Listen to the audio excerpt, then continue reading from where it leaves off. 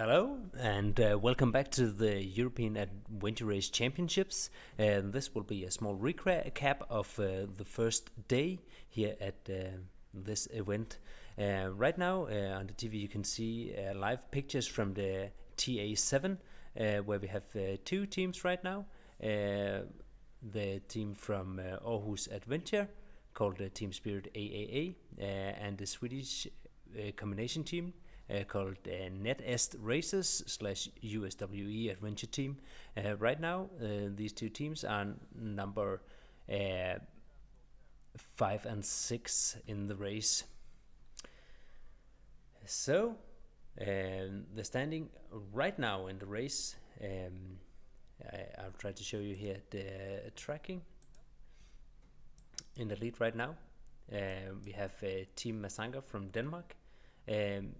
They're actually not in the mix because they are only participating with two boys and one girl, so they are one boy too few. So the real leader of the race right now is World Peace, the OMM, and they're approximately 10 minutes behind Team Masanga. And about 40 minutes behind the World Peace, the OMM team, we have Racing Denmark, the local team from Silkeborg, in a second or third position. So that's the standing right now.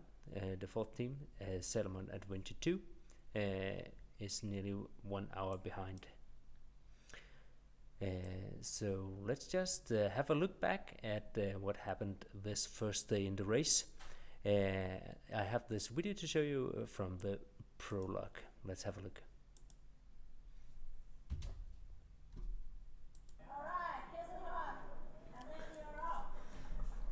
And then this was right after the start. All the teams had to have a longer swim down the biggest river in Denmark called Gudnåen.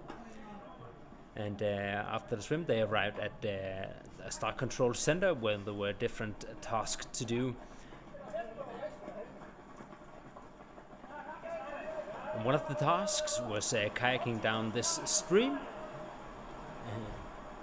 which most of the team did really well, but we also have a couple of participants falling into the water. But I think this might have been the first time they got wet today after the swim, but there was plenty of more water to come, so it wasn't that big of a mistake to fall into the water here. After paddling down this short part of the river, they had to transport the kayak back, and then the next participant could do the race. Then there was a small orienteering race in the same river, where you could use some helping equipment like air mattresses if you brought that with you, or you would have to run instead. And then there was climbing, a wall climbing on this rather steep wall with actually quite bad holes, but your team members could help you by drawing in the rope. And then this is again pictures from their river orienteering with a couple of obstacles. And then there was a short competition where I had to remember how to assemble some Lego. And I think we are following the Estonian team. And the last task was an obstacle swim, where both had to climb over obstacles or dive under. And here back to the orienteering race, you can see how they're using, I think it's a bag they fill with air to float better. And it seemed like a quite big advantage to use these helping measures. After the prologue, we had a leading team, and it was Team World Peace, the OMM, which are still in the mix. And they were leading with around 6 minutes down to Salomon Adventure Team 2, and with 7.5 minutes down to Team Racing Denmark and Team Over. Masanga was 5th at this first intermediate, and they were 9.5 minutes behind. let's have a look at the tracking again and try to scroll back the time to the start, and let's go back and have a look. First you'll see this rather chaotic prologue where the tracking doesn't make that much sense, but as we see people running south here, they have finished the prologue, and we had the World Peace, the OMM team, and the Salomon Adventure 2 team, Racing Denmark, and Team Masanga. And they went out pretty close within 10 minutes on this first stage of the race, which was a swim run with a lot of controls and a lot of swimming over small lakes in this very hilly part of Denmark around Silkeborg. During this part of the race, it stayed pretty tight in the lead. Actually, we had nearly all these 4 leading teams together, with a slight margin to Racing Denmark, which arrived the first TA with about 10 minutes lead down to the 3 other teams. After this stage 1, they transitioned to a short bike stage, and in this transition zone, Salomon Adventure was quite slow, losing at least 10 or 15 minutes here, as you will see now. Team 18 here losing a lot of time in this transition. After the short bike stage, they went out to a canoe and running stage here at Julsø. During this race, we actually saw that the leading team, Team Racing Denmark, did a lot of mistakes, especially when they arrived in this really tricky area around a place called Himmelbjerget, a quite beautiful place here in Denmark. We saw a lot of mistakes from this team, but they seemed to have a really high pace and wasn't caught by the other teams. We saw a quite big mistake here at this control, and then again on control 45. And furthermore, when they arrived into the kayaks again and went further on, they had another mistake where instead of going to the left side of the lake, they ended up on the right side and lost a couple of minutes there too. And here right now we are actually out at the stage 4, which is a really long bike stage, starting with a little bit of canoeing and then continuing on the bikes from here. And we nearly had a group forming with the 3 leading teams, but still with a slight advantage to Team Racing Denmark, as we can see.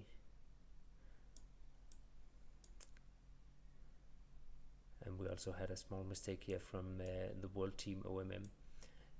A couple of like 1 hour into this stage, they arrived at a climbing area in the northern part of Silkeborg up here, and we have some footage from this area where you can see how this unfolded. And as you can see, this is a classical forest agility park, and I think if you are fresh and just woke up after a long sleep, this wouldn't be demanding at all, but when you're really tired and have been competing right now for around nearly 16 hours, I think it's more demanding than you would think.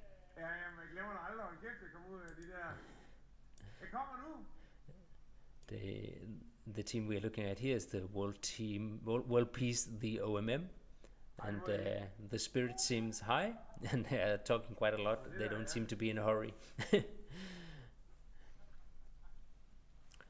And we also have an interview where Simon Grimstrup, the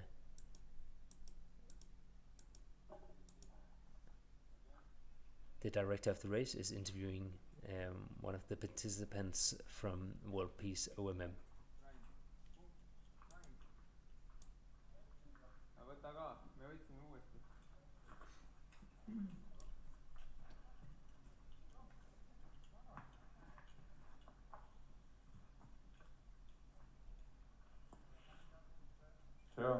You like Denmark? Actually, I can tell you that we have done something like this. So we are not very scared. That's good. But it's a little bit, just a tiny bit. But Denmark, as I can say, is not flat. No. Yeah. And we didn't try to find the hills for you. It's very, it has been a lot of up and down and Yeah. big hills, like 100 meter maybe. Yeah. And yeah. But you're doing good. Yeah. But now it'll be more flat. We're taking it quite steady, not to over push. Yeah. And, but yeah, the navigation here, we have to get more used to it. Some of the maps that we are not so used to it. No. The big scale one. And the home teams have some. Maybe, yeah. Yeah, of course. They have the knowledge of. But we have also the home advantage here. Yeah.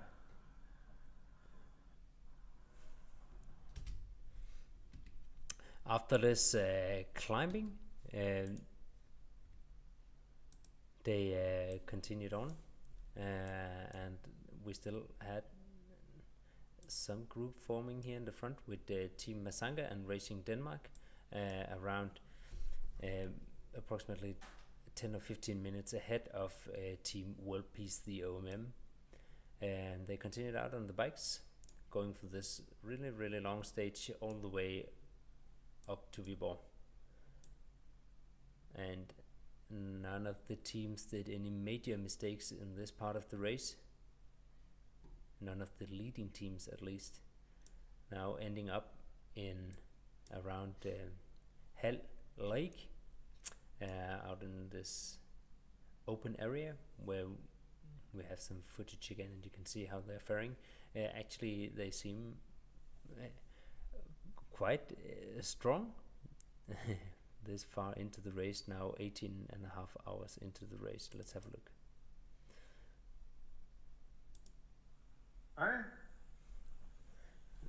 Så er I først til posten? Lige akkurat. Det er tæt løb. Ja, jeg kan godt se. Det er godt. Der er lille ændring, når I kommer til næste post, så I skal lige køre helt op på pladsen deroppe, hvor der er et flag.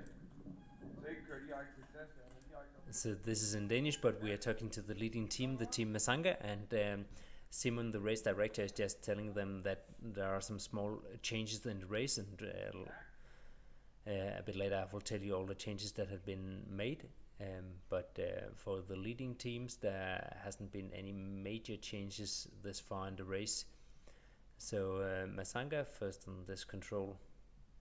As you see, they're still going pretty strong. 18 and a half hour into the race.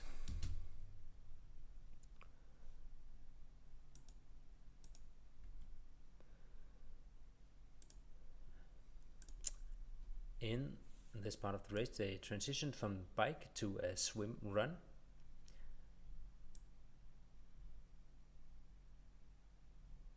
And out on this swim run, we actually saw that the World Peace Team OMM caught up. So we had all the three leading teams together in one big group, doing this swim run, going back to the transition zone 5. And in this transition zone, Team Racing Denmark had a long break, and the other two teams a bit shorter break. So going out from the transition 5, they continued again on a bike stage, and on this bike stage all the controls was cancelled to make some of the slower teams able to complete this race. So as you can see in the tracking, they're just driving around all of these controls and going straight for the next canoe stage. Arriving together, World Peace, the OMM, and Team Masanga, with a lead of about 10 minutes down to Racing Denmark. Going out on this canoe stage, and both Team Masanga and Team Racing Denmark had really fast transitions while World Peace, the OMM, had a quite slow transition here due to some struggling with an air mattress they had to fill into the canoe to get more comfort, and we have some video of the different ways these teams made more comfort in the canoe. Let's have a look. As you can see, this is Team Masanga, and they just jumped straight into the canoes because there were only 3 persons on the team, so they have a bit more space. And they're just going straight into the canoe without any major changes. This is a canoe stage which is expected to be around 2 to 3 hours. But still looking really strong. Team Masanga in the lead, first out in these canoes. Comparing that to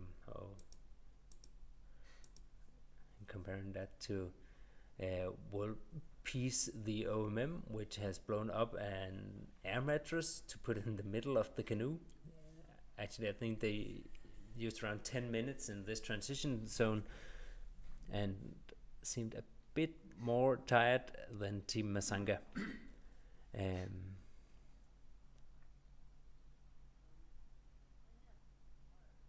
walking the wrong place with the canoe, but at last ending up in the water.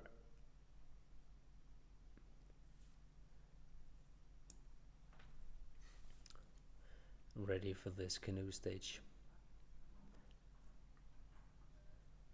It really is a task to get 4 people to sit in one canoe and being able to paddle.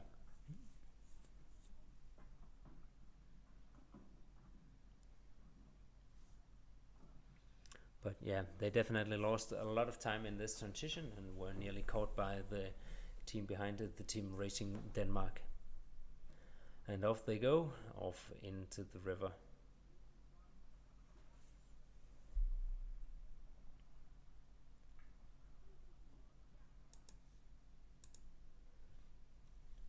And as we can see in the tracking, all the 3 leading teams are still pretty close together, within around 10 minutes onto this stage 7.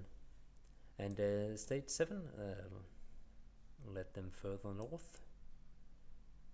And on this stage there were actually 2 controls where they had to leave the canoes and go to land to get a control up on the hill, but these controls are cancelled too. So they just continued straight on to Skulls and the TA7, as we can see in the photo right now, but they were there like I think 1.5 hours ago, and as we can see they are continuing on this stage 8, which is a new bike stage, and we can continue all the way to present time.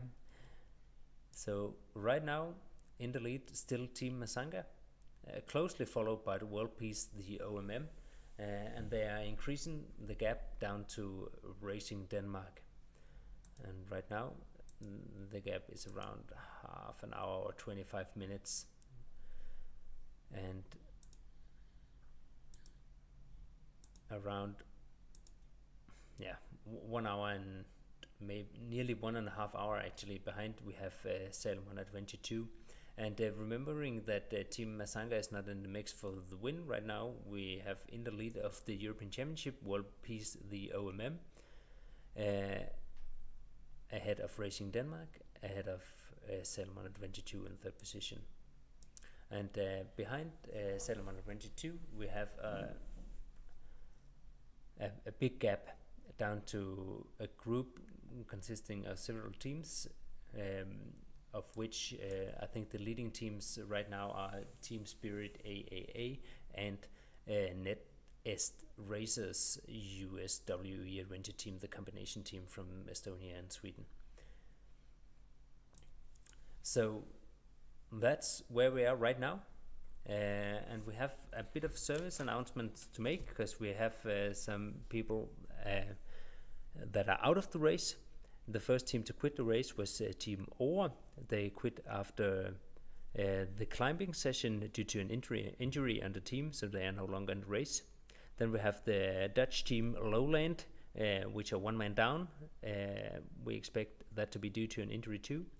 And then we had the team Sanguinem Sudura et Lacrimis, where we had to announce that Søren is injured and out, but everyone should be okay, and the rest of the team is continuing the race.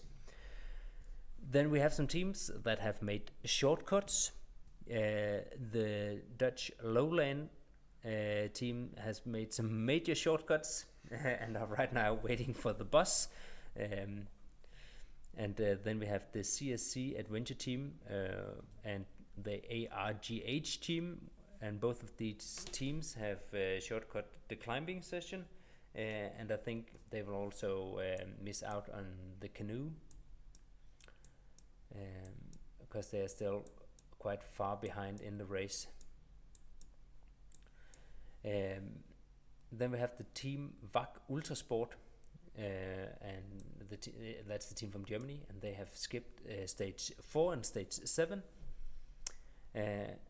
And right now we have had the information that all the teams from now on are skipping the canoe stage, with team Sanguinem Sudora et Lacrimis being the last team out on this canoe stage. All the teams are just continuing on bikes from transition zone 6 and all the way up to transition zone 7. So far so good. And what we have to expect in the next couple of hours is that the leading teams are doing this long bike stage in an area of Denmark where we seldomly have any major sports events. And I don't think any of the participants have been here for sports before. After that, they will return back to Skals and continue on bikes down to Viborg, where they'll have another climbing session and some bonus orienteering to do if they want to gain any extra time before they end up right here at the bus. And they have to be at the bus around 3 o'clock in the night. If they don't reach this bus, they will be out of the race. I think there are a lot of the teams that are already far behind. They will not go out on this long bike stage, I think. But definitely all the leading teams will try to do all the course. So still a lot of racing to do today. Tonight at I think it's 3:30 in the night, the teams will depart with the bus from Viborg, and they will go with the bus all the way down to Vejlefjord right here, and from there the race will continue tomorrow at 6 o'clock. If you want to follow the race, you can follow the race on the live tracking, and if you want to see the next part of the race after the bus, you have to change in the corner, and here you can change from stage 1 to stage 2, and stage 2 will be the part of the race after the bus travel. Furthermore, if you want to see the detailed maps, the maps that the team racing are looking at, you can change it up in the corner, and you can add more maps to the tracking, or you can remove them if they are annoying. And I think that's the recap of right now. Tomorrow at around 8 o'clock we'll have a new recap of day 2, and I hope you stay enjoyed at home, and you can follow the tracking and you can follow the live footage all the time at the website. And yeah, have a nice evening.